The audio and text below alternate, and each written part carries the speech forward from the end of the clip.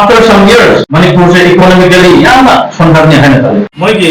ning tambagi jalengam ni policy do by chance implement torabadi akoi jati phone makse sokani haibde ai haining Mongbong ge incident uki ma letter ma makhada signature tawami do koi khange english hai hai de iba moro do phata iba word do koi word de mo de word do phata iba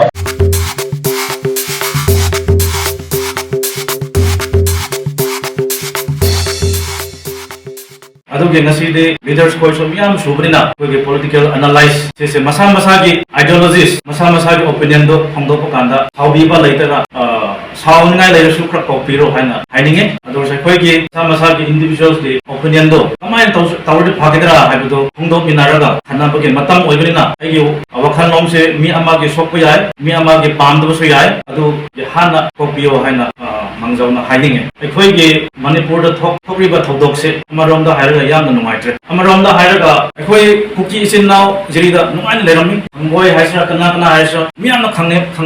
friendship oiraga gari taminaraga bazar saminaraga sa thaminaraga leramani moi budi taina ningai ti ai tam taina ningde marom da haira adu phibam duna jati gi oina lakhrabnina issue se koi gi khutta laidonina adum moi so laiba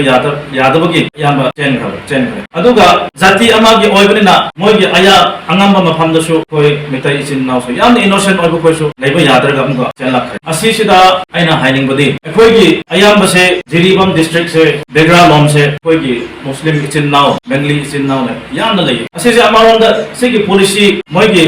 ning tambagi jalengam gi policy do by chance implement torabadi koi jati phone makse sokani haibde ai haining maron da hairaga ko adabu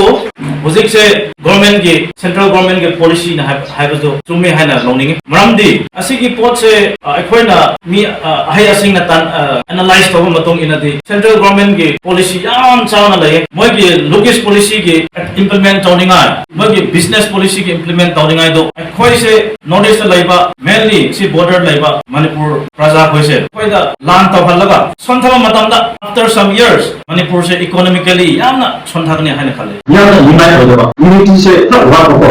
amana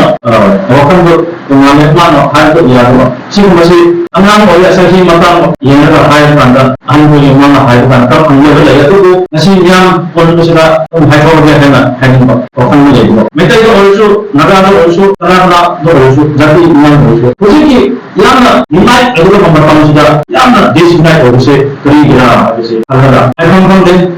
de to tumai di ure praja ko se hai se teachers ko ni manda ta phani ni niamna tumara aina yadugo ni taman issue ama prohoga bengali chin of mane muslim chin of mete tanga koi gi naga chin of mete chin of se taman issue se koi yadugo ai koi protect to ni na hai se nagi motte jalena issue de against to se ko ki go against to se to jalena issue de against to se hai ko thamne ji ku ki ga ekhoga ti ga lan se dun na de mahalo mongbong ge incident hoga kuki ma letter ma makhada signature tawami do koi khange english hai hai de lai su de ko lai ko iba moro do phata iba yamna diplomatic korba yamna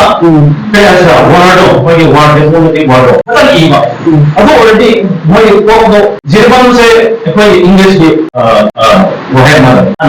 an apple on ai yamna pamdu moi gi median do yamna pam jaba mafam ama ho ji center of attraction for this language policy andi atopa makai de mona more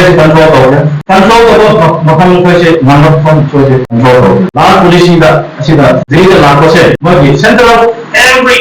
headquarter ki median ni ko ziri ni ko da ke nagara se yamna do Kamala su nama pante polisi sauna lainnya adu gi koi gi zira laiba koi gi mera padi from the sia so on phona lena kana to yamna mai adu gi matata hamina strategy se mai to phakta ba moi adu mai gi thak asa ahai asing ko na selection thira tawro ko ko to asina de koi gi gi ko phakta da pen no gi anam mo already yade hai ko gi ko da anam ga